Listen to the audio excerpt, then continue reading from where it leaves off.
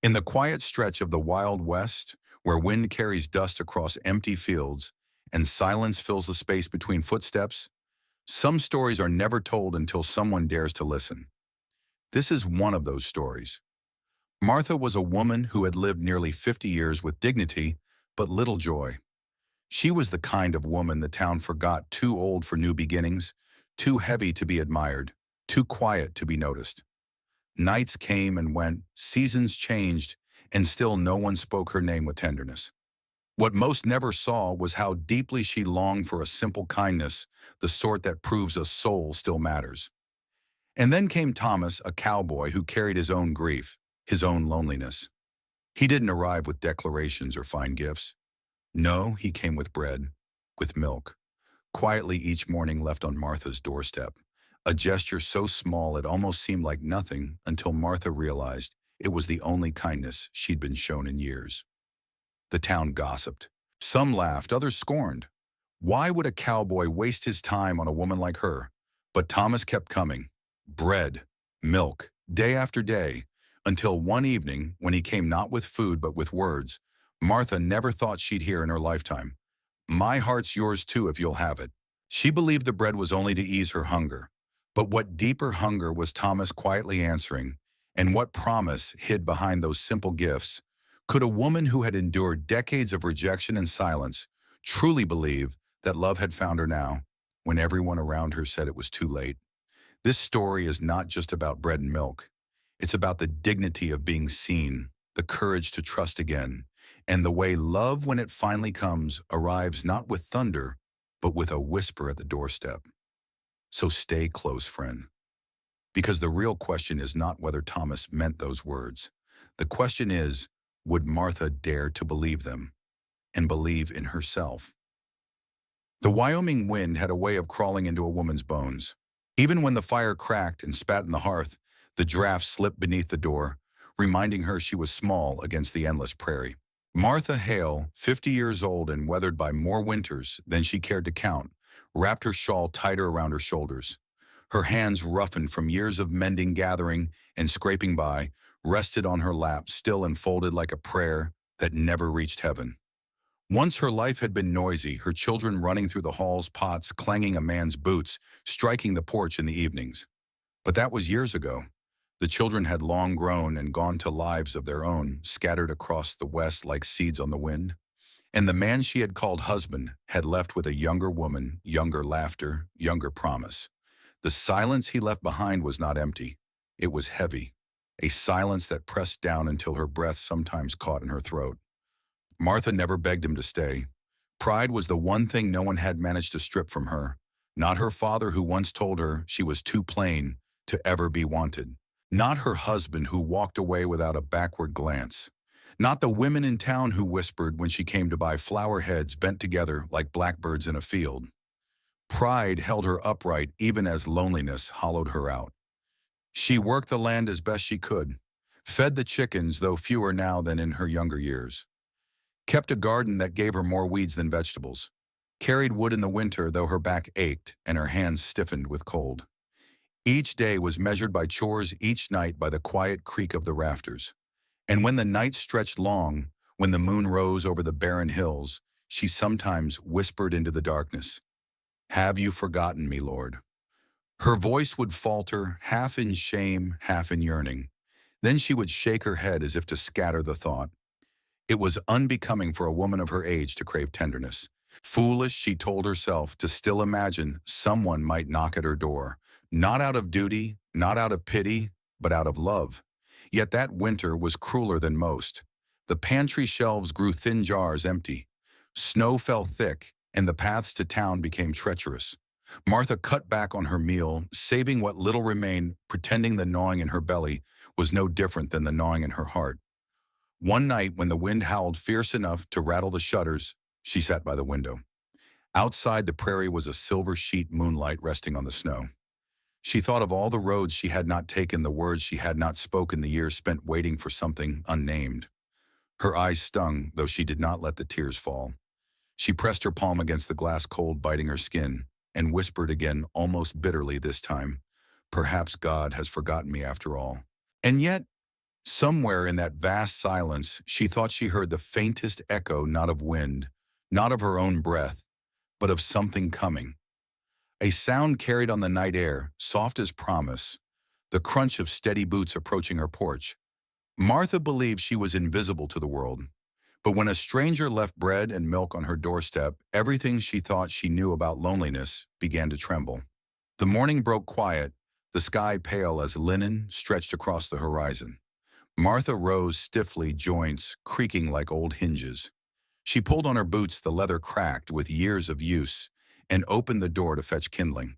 But there on the porch sat a small bundle, a brown paper sack tied with twine. Beside it, a glass bottle beaded with frost. She froze, staring as though it were some vision conjured by hunger.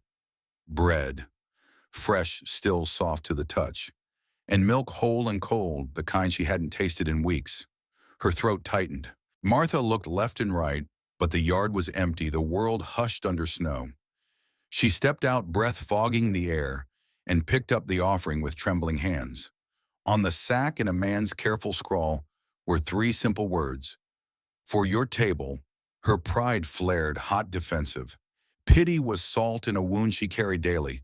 Who dared leave charity at her door like she was some beggar woman too feeble to fend for herself? But as she stood there in the brittle morning light, the bread warm against her palms, something in her chest cracked open. She brought it inside, setting it gently on the table, as if afraid it might vanish. Breaking a piece from the loaf she tasted. Soft, yeasty, alive. Tears pricked her eyes before she could stop them. She pressed the back of her hand against her lips, ashamed of the way her body shook. For 3 days she lived on that bread and milk. Each morning she woke to find more waiting at her door. No note this time, only the quiet rhythm of provision. Whoever he was, he came unseen before dawn and left before she could catch him. On the fourth morning, Martha rose earlier than usual, determined to confront this mystery. She lit the lantern and waited by the window shawl pulled tight. The hours dragged. Just as the first rim of sun bled into the hills, she heard it, the crunch of boots on snow. She moved quickly, pulling open the door. And there he was, Thomas Reed. She knew him by sight, of course. The widowed cowboy who kept to himself at the far edge of town. A man shaped by the land itself, broad-shouldered, dust in his dark hair. Eyes steady as the horizon. He startled when he saw her, the sack still in his hands. For a moment the two just stared, the air between them clouded by their mingled breath. "I didn't mean offense," he said, voice low, rough as gravel, but gentle in its cadence. "I just knew you hadn't been to town in weeks. Figured you might need something." Martha straightened her spine, though her heart thudded like a drum. "And you thought to make me a charity case." His brow furrowed, not with anger, but with something softer. "No, ma'am. I thought to make you less hungry." The words settled deep, disarming her defenses. Something about the way he said them plain, without pity, broke through the wall she had so carefully kept. For the first time in many winters, Martha didn't know what to say. She had learned to live without kindness, but Thomas's quiet gifts began to stir a hunger in her heart she feared to name. Could she accept help, and perhaps something more? The days that followed were both a balm and a torment to Martha. Each dawn she found herself listening for the measured crunch of boots, half hoping and half dreading it. Each time Thomas left a bundle, sometimes bread, sometimes eggs once, even a slab of salted pork, her chest tightened with conflicting storms. Gratitude, resentment, hunger, pride. She had carried her life on her own back for so long that to lean even a little felt like betrayal of the woman she had sworn to be. A woman no one could mock as weak. One afternoon, unable to bear the tension any longer, Martha walked to the barn where she kept her tools. She seized the axe and split wood until her shoulders burned. Her arms shook, her breath tore ragged in the cold air. Each strike was a word unspoken. I am not helpless. I am not a burden. I am not to be pitied. Yet when she staggered back inside and found a jar of honey on the table left without her hearing him come, her knees gave way. She sat heavily, staring at the golden light within the glass, a sweetness she hadn't tasted in years. Her throat closed. She whispered into the empty room, "Why do you do this, Thomas Reed?" The next Sunday, she went to town. She hadn't meant to, but the pull was too strong. She saw him there by the hitching post, head bent as he adjusted his horse's reins. She forced herself forward. "You don't need to keep leaving things," she said. Her voice carried more sharpness than she intended. Thomas looked up slowly, meeting her eyes. There was no defensiveness, no smugness, only quiet steadiness. "I know I don't need to. I want to." That answer unsettled her more than pity would have. He tipped his hat and she felt the heat rise in her face. 50 years old, she thought, and blushing like a girl. Ridiculous. Dangerous. She turned on her heel, but his words followed her all the way home. Want to. Not obligation. Not charity. But choice. That night as she sat with her sewing, her needle faltered. The quiet of the cabin pressed in. For the first time, the silence didn't feel empty. It felt waiting. Martha pressed her palms together, resting them against her lips as if in prayer. Could it be possible that this man saw her not as a burden to feed, but as a soul worth noticing? And if so, could she bear to let herself hope? Martha's pride had always kept her safe, but Thomas's kindness was chiseling cracks in her armor. Was it mercy she feared, or the possibility of being loved again? Snow lingered that winter longer than most, as if the land itself refused to let go of its stillness. Martha spent her days, as she always had, mending, tending to chores, keeping herself moving, but inside her mind a battle raged. Every time Thomas Reed came to mind, she felt pulled in two directions. One voice whispered, "He's just a man offering kindness. Don't be foolish. Don't mistake it for more." Another voice, smaller but stubborn, whispered back, "What if it is more? What if he means what his eyes keep saying?" Martha had long since learned to bury hope before it could bloom. Hope, in her experience, often led to humiliation. She remembered all too vividly her father's voice when she was younger, telling her no man would want her too broad, too quiet, too slow to laughter. He had traded her once, almost literally in the cruel economy of desperation, offering her hand to a widower twice her age in exchange for livestock and a patch of land. The marriage had lasted 3 years, and each day had been a slow unraveling of her spirit. When the man died, she did not weep.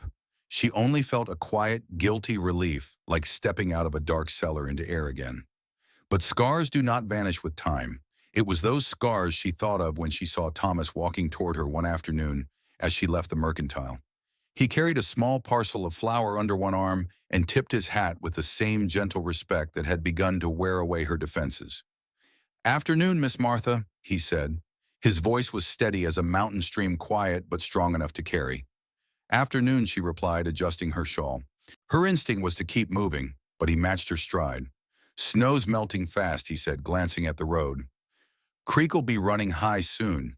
She nodded, unsure why her heart thudded so hard. "Reckon it will." They walked together in silence for several paces.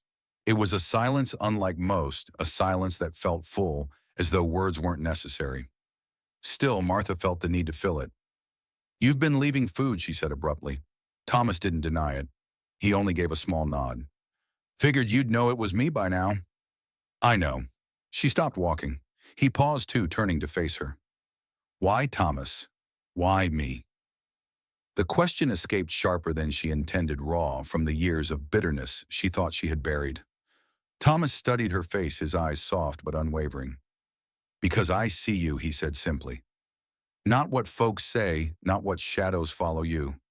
Just you. And I like what I see." Martha's throat tightened. She wanted to laugh, to scoff, to push him away before his words could burrow too deep. Instead, her voice cracked as she whispered, "People don't say kind things like that to me." His brow furrowed slightly as if the idea itself grieved him. "Then they've been blind." For a long moment she couldn't speak. Her eyes burned and she hated the thought of tears betraying her. But Thomas didn't step closer, didn't crowd her. He simply stood steady and patient, as though willing to wait a lifetime, if that was what she needed. Something broke loose in her chest then. A memory surfaced unbidden the day her father had announced her engagement, like it was a business transaction. She had stood silent, too afraid to resist, too conditioned to believe she was worth no more than a trade. Now here was this man telling her she was seen, not as a bargain, not as a burden, but as herself. She drew a breath that felt as though it came from somewhere long buried. "I don't know if I can believe you," she said softly. "You don't have to. Not all at once." His voice was warm like firelight after a bitter ride. "Believing takes time. I've got plenty of that." Martha turned away, overwhelmed. She walked the rest of the way home alone, her mind a tangle of fear and longing. That night she sat at her table, the lantern casting gentle shadows across the walls. Her hands rested on her lap, still as stone. Inside her, the old war raged her pride, her fear of disappointment clashing with the fragile seed of hope Thomas had planted. She whispered aloud as if confessing to the night, "What if he means it?" And for the first time in decades, the question did not terrify her as much as it once had. The following week, Thomas came by openly. No secret offerings at dawn, he knocked at her door with his hat in his hand. "Brought you some sugar," he said. "Figured you might want to make biscuits again." Martha hesitated but then stepped aside. He entered slowly, looking around her small cabin with respect, not pity. Over tea, he told her of his wife who had passed 10 years ago, and of the long seasons of silence since. "I thought I'd be alone till the end," he admitted. "But when I saw you walking back from town that first day, something shifted. Don't know how to explain it, but it felt like my heart remembered how to beat again." Martha listened, her fingers curled around her teacup. The ache of his honesty resonated with her own. She realized then they were both survivors of silence, both carrying past heavy enough to drown lesser souls. And maybe, just maybe together, they might lighten the weight. Martha felt the first crack of light break through her long-held darkness. Yet opening the door to trust meant risking everything again. Would she have the courage to let Thomas in fully? The spring thaw came early that year, and with it came the gossip. In a town like Dry Creek, whispers traveled faster than the river water rushing down from the mountains. It began with murmurs at the mercantile. Martha heard it in the way two women paused mid-conversation when she entered, their eyes flicking toward her shawl and then away as if caught peeking into a window they had no right to. She knew the tone all too well. She'd heard it years ago when her first husband had paraded her like a prize won cheaply, and again after his death, when she remained unclaimed by anyone else. But now the whispers had a sharper edge. "Imagine Thomas Reed after all these years choosing her," one voice muttered. "Big as a mule team and twice as stubborn," another replied, their laughter thin and cruel. She half expected him to leave to take his hat and basket and let the door close between them forever. But instead he said quietly, "Martha, I've carried my own shame too. My wife died birthing our child. Folks whispered then, two said, I'd worked her too hard or that God had judged me. I know what it is to live under a shadow you didn't deserve." She glanced at him, startled by the rawness in his voice. "I didn't think I'd ever care for someone again," he went on. "But then I saw you, and it felt like sunlight on frozen ground. I can't walk away from that, not even if the whole town lined up to laugh." Martha's lips parted, but no words came. The battle inside her was fierce hope against fear, longing against the instinct to retreat. When Thomas finally left that night, he touched the brim of his hat and said, "I'll give you space. But Martha, I'm not going anywhere. Not unless you tell me plain that you don't want me." She stood in the doorway long after he disappeared into the dusk, the ache of his words lingering like a half-healed wound. That night Martha lay awake, the whispers of the town and the steady kindness of Thomas warring in her mind. One voice said she was a fool to believe, the other said perhaps, just perhaps, this time was different.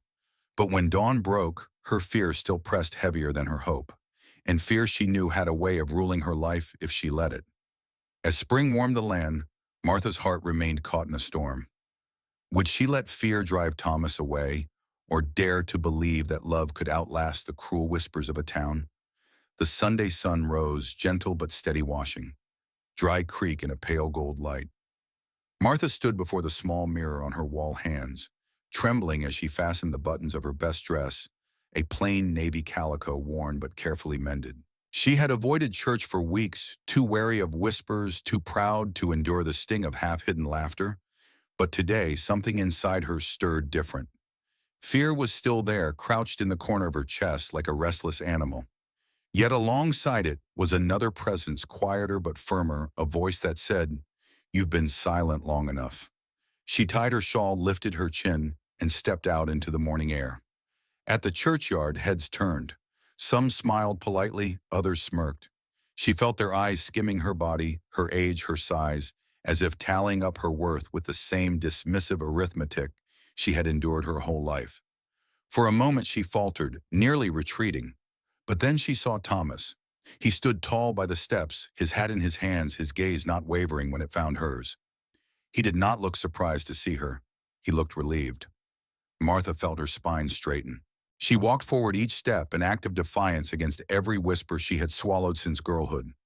Inside the chapel, she sat alone at first, listening to the hymns rise. But when Thomas entered, he did not take his usual seat on the far side. Instead, he walked directly to her pew and sat down beside her. The space between them shrank to nothing. The murmurs began at once, quick glances, elbow nudges. Martha's hands twisted in her lap. Her breath caught panic clawing up her throat. But then Thomas leaned closer, his voice just above a whisper. "Let them talk. We've both lived through worse." Those words, so simple, so steady, hit her like a breaking wave. She realized she had been living as though the town still held the power to define her. But maybe, just maybe, the truth was that she could choose her own worth. When the service ended, Martha surprised herself. Instead of hurrying out, she lingered. Outside, the crowd gathered in little knots. She heard one woman mutter, "Imagine him throwing himself away on her." This time Martha turned. Her voice, calm but unshaking, carried across the yard. "You've no right to speak of me that way." The woman's eyes widened, caught off guard. A few others shifted uncomfortably. For the first time in decades, Martha did not lower her gaze. She stood tall, her chest rising with a strength she had thought lost. Thomas's hand brushed lightly against hers.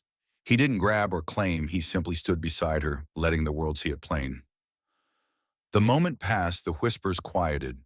Dry Creek had always thrived on weakness, on silence. But Martha realized that day that she could no longer give them either. That evening, Thomas walked her home. They said little, but silence no longer felt like shame. It felt like peace. When they reached her porch, he paused, hat in hand. "Martha," he said softly, "I told you I wasn't going anywhere, unless you said the word. Do you still want me to go?" The dust settled around them, soft and forgiving. Martha placed her hand against the doorframe, her heart pounding. For the first time, fear did not speak louder than hope. "No," she whispered. "Stay." Thomas's eyes closed briefly as though in prayer. When he opened them, he looked at her as though she were not just a woman weathered by years, but the very treasure of them. And in that look, Martha felt something unshackle inside her. The chains of shame, the iron weight of whispers, they all loosened, falling away into the quiet evening air. For the first time in 50 years, she felt free to be chosen and to choose in return. Martha had broken her silence, but could her fragile, new courage hold when the past came knocking harder than ever before?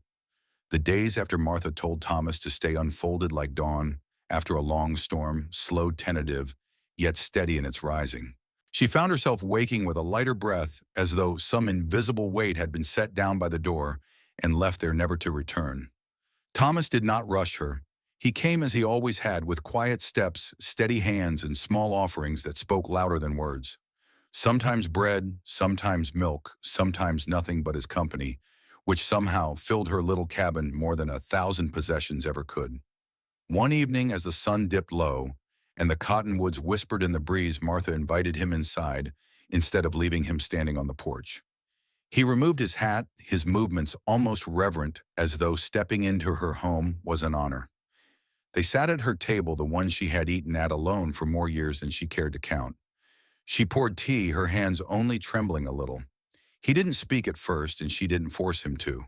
Silence had always been her companion, but with Thomas, silence no longer cut it healed. Finally, he said, "Martha, when I lost my wife, I thought my heart had closed for good. I thought God had finished writing that part of my story. But these months with you—" He paused, his throat tight. "I see now that maybe he was saving something tender for later. Something meant to be cherished even more because it came late." Her eyes stung. She set her cup down before it rattled. For so long she had believed she was the one, too late, too old, too weathered, too much of everything the world didn't prize. Yet here was this man speaking as though she were a gift deferred, not a life discarded. Her hand trembled as she reached across the table. His met hers halfway, rough palm to rough palm. No promises, no grand declarations. Just presence, just truth. That night as Thomas left, he turned at the gate. The dusk wrapped around him like a blessing. "I'll see you tomorrow," he said simply. And Martha, for the first time in half a lifetime, believed in tomorrow. Not as something to endure, but as something to welcome. Hope, she realized, wasn't always a firework. Sometimes it was bread on the doorstep, a steady hand beside yours in church, a man who looked at you like you were the answer instead of the burden. The world would still whisper. The town would still have its small cruelties. But Martha had found something larger than all of it, a love that did not ask her to shrink or change, but only to be. And that was enough, more than enough. She had lived 50 years believing love had passed her by. But now Martha knew love can arrive quietly, with bread, with milk, with patience. And when it comes to stay. Sometimes love doesn't arrive with grand gestures or fireworks. Sometimes it comes quietly, like a loaf of bread left on a doorstep or a jug of milk placed with care. For Martha, those small gifts were more than food. They were proof that her life was still seen, her heart still mattered. And for Thomas, offering them was not an act of charity, but of recognition. He saw her not as the town had judged her, but as she truly was, a woman of strength, tenderness, and dignity who had carried so much sorrow, yet still walked upright in grace. Their story reminds us of something timeless, that second chances are never too late, and that love often hides in the simplest acts of kindness. Many of us know what it feels like to be overlooked or dismissed, but like Martha, we can choose to remain open, because sometimes healing knocks gently, not loudly. If you take anything from this story, let it be this: don't underestimate the power of small kindness. It can change a life. It can even open the door to love. If this story touched your heart, please subscribe to None, Wild West Saga, for more tales of resilience and late-blooming love. Share this video with someone who needs hope. And tell us in the comments, would you like to see more stories like Martha and Thomas's? Or perhaps on the next chapter of their journey together? Because sometimes the story isn't over yet.